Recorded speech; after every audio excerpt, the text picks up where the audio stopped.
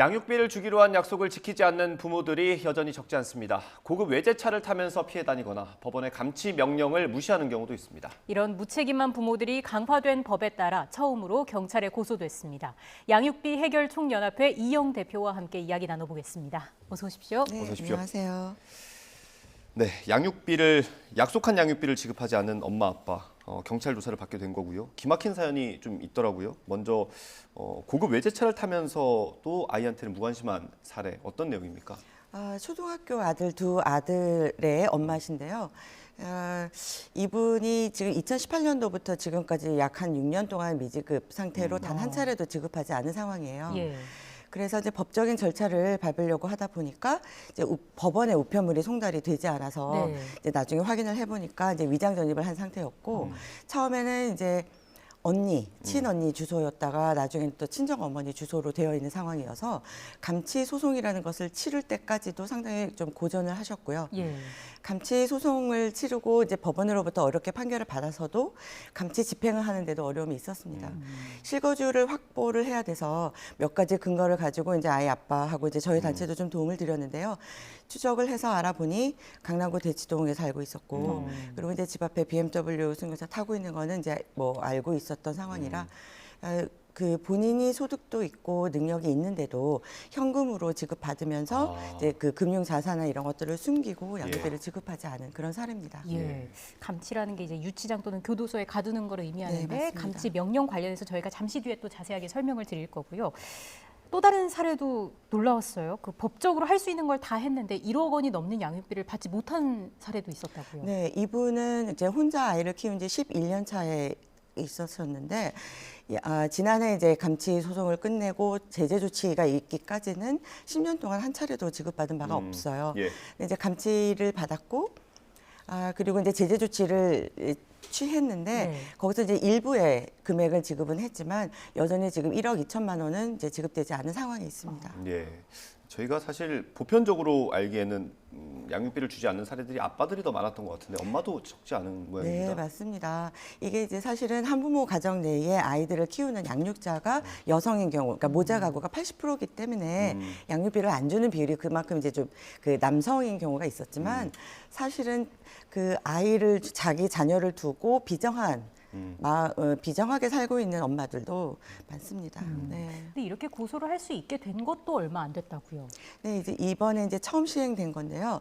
양육비 개정법이 이제 지난해 2021년 7월 13일부터 시행이 됐고 네. 그것은 감치 판결을 7월 13일 이후에 받은 건에 관해서 적용이 가능합니다.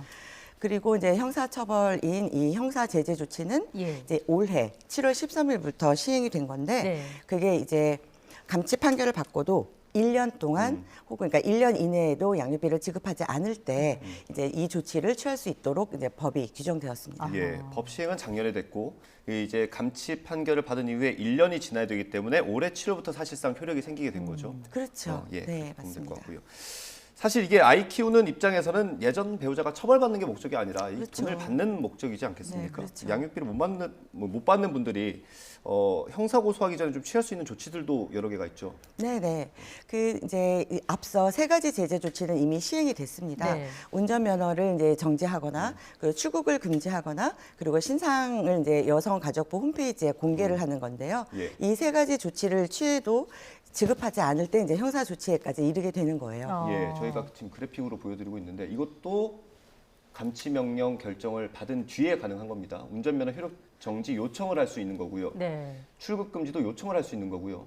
채무자의 성명, 주소 또는 근무지까지 공개할 수 있습니다. 네, 여기서 좀 설명이 필요할 것 같아요. 감치 명령이라는 게 정확히 뭔지 어떤 절차를 통해서 결정이 되는 건지 설명을 해주시죠. 네, 양육비를 받기 위해서는 법적인 절차를 거치게 되어 있잖아요. 네. 근데 그 절차가 사실은 상당히 단계가 많습니다. 그 중에 감치 소송이라는 것은 가장 마지막 절차에 이제 들어와 있는데요. 감치 소송을 받기 위해서는 그 전 단계인 또 이행 명령 소송을 받아야 되고 이런 과정들을 거치는데 감치라는 것은 법을 위반한 사람을 예. 그 최대 30일 이내로 경찰서의 유치장이나 구치소에 이렇게 가두는 예. 그 제도입니다. 예. 그게 상당히 효과가 있을 거라고 생각을 했는데 채무자들이 이런 것들을 피하기 위해서 위장 전입이나 고의 뭐 폐문 부재 이런 수치불명 상태를 만들면 감치가 명령이 된다 하더라도 네. 집행은 이루어지지 않고요. 예. 네, 그리고 또 재판 자체도 이제 열리지 않는 그런 그 큰 문제를 갖고 있는 예. 제도입니다. 이게 사실 조금 어려운 얘기라서 다시 한번 좀 설명을 드려봐야 될 것 같은데 감치라고 하면 보통 이제 뭐 법정 드라마 같은데 보면 소란 피우면 감치 명령한다 이래가지고 네. 잡아가지 않습니까? 네. 그건데 이제 약속한 양육비를 지급하지 않더라도 그걸 할 수 있는 거고요. 근데 이거는 형사 재판처럼 실제 재판을 거쳐야 되는 거 아닙니까? 감치요? 예. 그 민사 재판. 예, 그러니까 재판을 네, 거쳐야 네, 되는 맞습니다. 거죠. 그렇기 네. 때문에 당사자가 법원까지 와야 되는 거고요. 그렇죠. 예, 그렇게 하기 위해서는 우편으로 감치 재판이 열리니 나오라고 얘기를 해야 되는데 그걸 지금 피하기 위해서 도망 다닌다는 거 네, 아닙니까? 맞습니다. 그런 네, 사례들이 네. 빈번합니까? 너무 많습니다. 저희가 저희가 자체적으로도 저희 안에는 이제 저희 단체 안에는 전부 이 미지급 피해를 갖고 계신 분들이 이제 모여 계셔서 네. 그 안에서도 조사를 해본 결과 그 위장전입 상태 그리고 거주를 알 수 없이 불명으로 만들어 놓은 상태가 72%였습니다. 네, 그리고 실제로도 이제 현장에서 법원이든 아니면 그 이행관리원에서도 예. 또 이런 그 위장전입이나 그 폐문부재 이런 부분에 대해서 소송 절차가 이제 계속 그 연기되고 잘 진행되지 않는 부분, 네, 그런 부분들에 대해서는 이미 뭐 제기가 되어 있습니다. 이게 뭐 서류 안 받고 피해 다니면 뭐 어찌할 방법이 없는 거네요. 그렇죠. 그런데 한 가지 그 우리 공시송달 제도라는 예. 것이 예. 송달이 정확하게 되지 않았다 하더라도 공시송달로 진행하는 재판들이 있잖아요. 보통 민사에서 그렇게 하죠. 네, 예. 근데 유난히 이 양육비 부분에 대해서는 유일하게 그 공시송달 제도가 도입이 안 되고 있습니다. 공시라는 건 이제 그 우편을 받지 않는 상대방이 있을 경우에 네. 이제 뭐 홈페이지 같은데 공시하는 걸로 맞습니다. 효과를 네. 똑같이 해주는 그런 거죠. 네. 이렇게 정말 어려운 과정을 거쳐서 유치장에 보내면 못 받던 양육비를 주는 경우들은 많습니까? 주는 경우도 있습니다. 그러니까 그 악성 채무인 경우에는 금액이 높잖아요. 네. 그러니까 높은 금액에 대해서는 그 사실 좀 약합니다, 효력이. 네. 최대 30일이고 또 유치장이나 이런 데라서 그러나 이제 막 미지급이 시작된 곳이라든지 그러니까 이런 부분에 대해서 심적인 압박을 가지고 이걸 내가 지급을 빨리 하고 이 상황을 뭐 나와야 되겠구나라는 경우가 있어서 예. 최근에도 집행이 성공을 했을 때는 전액을 지급한 그런 사례도 있습니다. 그래서 이 제도가 사실 보완이 되면 효력을 좀 가질 수 있었는데 정말 보완이 안 되더라고요.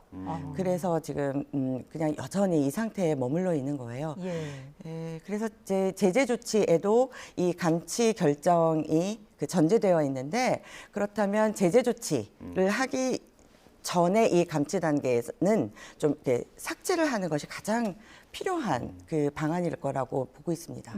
아까 말씀드렸던 제가 그래픽으로 보여드렸던 세 가지 제재 조치에 가려면 사실 지금은 이제 감치 과정을 거쳐야 하는데 그걸 빼야 반드시. 된다라는 말씀이신 네네 거죠? 그렇습니다. 네. 지금 뭐 별개로 예. 제재 조치를 하는 것에 들어오지 않고 별개로 감치 제도가 있는 것에 대해서는 또 그 일부 효력이 있는 분들이 분명히 있으니까 네. 그런 장치는 있지만 이 제재 조치까지 오는 데에는 이 감치 단계를 삭제하고 그리고 제재 조치하는 것이 훨씬 효과적일 거라고 봅니다. 예. 앞서서 뭐 집행 성공했을 때 성공이라는 네. 표현을 쓰셨는데 그만큼 참 네, 어렵다. 어려워서 성공과 실패라고 표현을 하게 됐습니다. 근데 이게 아마 그 전문가분들도 그렇게 말씀하실 만큼 감치 제도는 정말로 효력이 없었습니다. 그렇군요.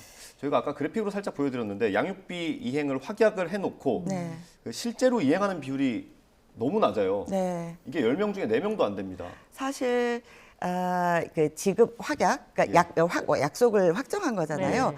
그게 굉장히 무의미한 단어예요. 내가 줄게. 내가 내일 줄게. 다음 달 그래요. 15일 날까지 줄게. 내가 혹은 뭐 내가 이번은 힘든데 다음에 이렇게 줄게. 이런 식으로 해서 사실은 바로 법적인 절차를 그 양육 과정에서 하는 게 아니라 기다려요.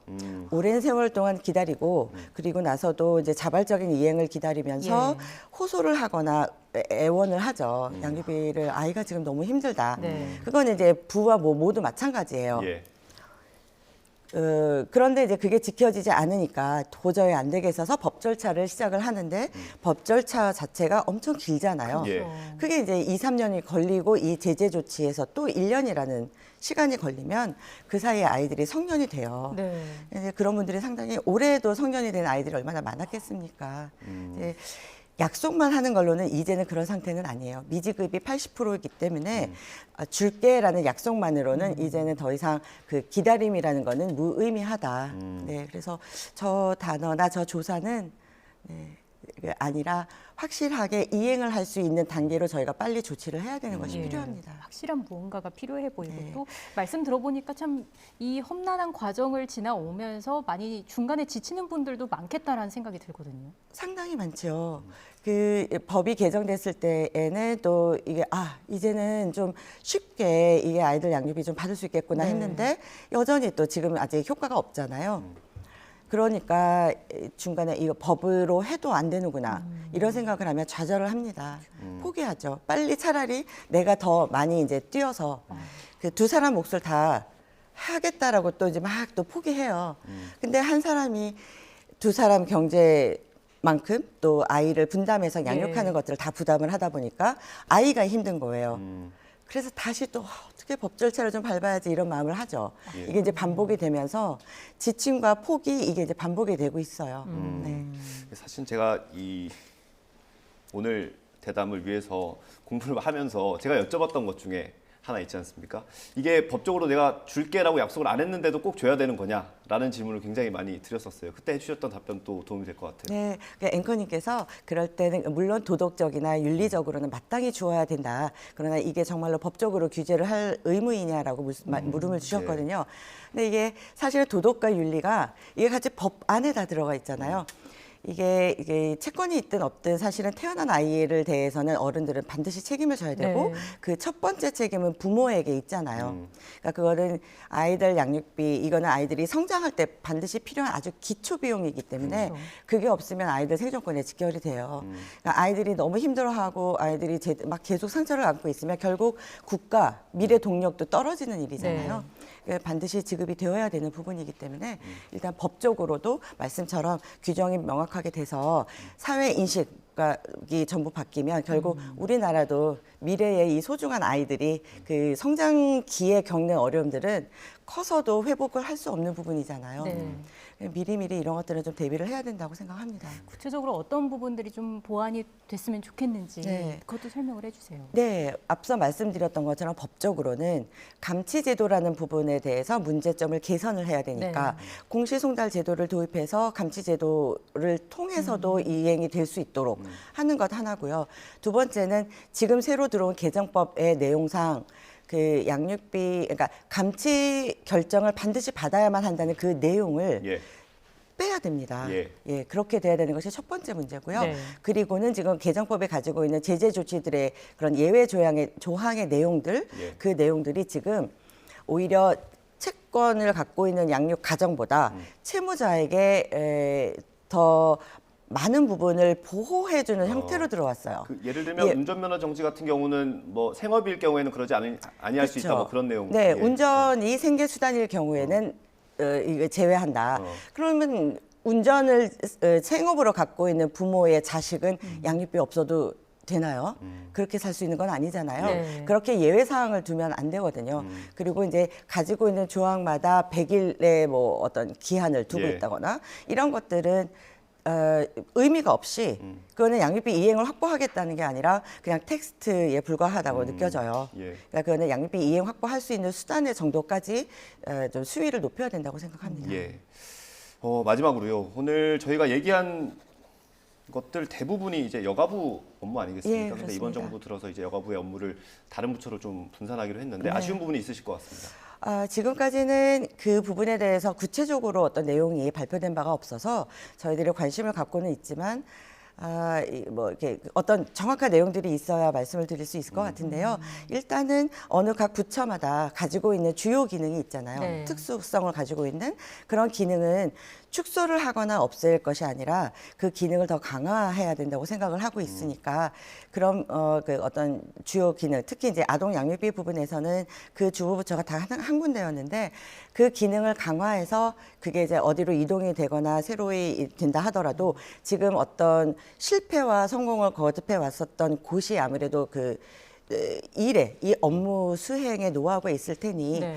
양육비 이행관리원의 그 역할이나 독립적인 권한을 보장하고 집행권을 좀 더 집행력 있도록 주시면 이 아동 양육비 부분에서 이 부분도 좀 이행률도 높아지고 잘 풀릴 것 같다. 이렇게 보고 있습니다. 네, 알겠습니다.